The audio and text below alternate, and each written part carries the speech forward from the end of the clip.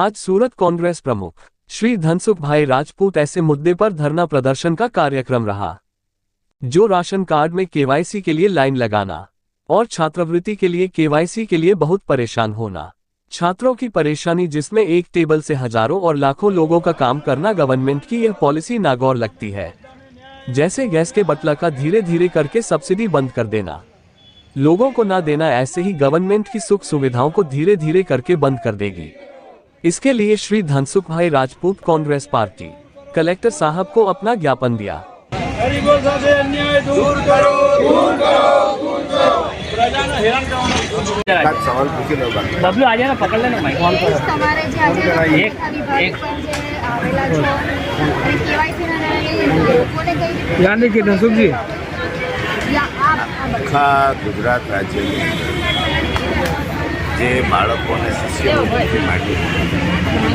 ration કાર્ડમાં એ લોકોને અનાજ આપવાની પ્રવૃત્તિ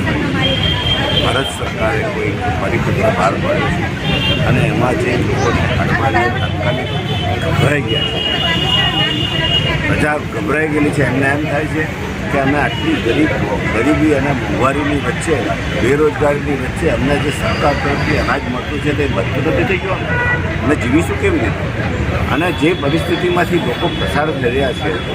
છે એ બતાવે છે કે અહીંયા હજારોની સંખ્યામાં લોકો આવીને લાઇનમાં ઊભા રહે છે, 4 વાગ્યાથી સવારથી આવીને લાઇનમાં ઊભા રહે છે અને નોકરિયાત માણસને નોકરી કરવાની હોય, બુઝુર્ગ માણસને તે જ જગ્યાએ આવવાનું, એ જ લાઇનમાં આવવાનું, નાના બાળકોએ પણ તે જ લાઇનમાં આવવાનું,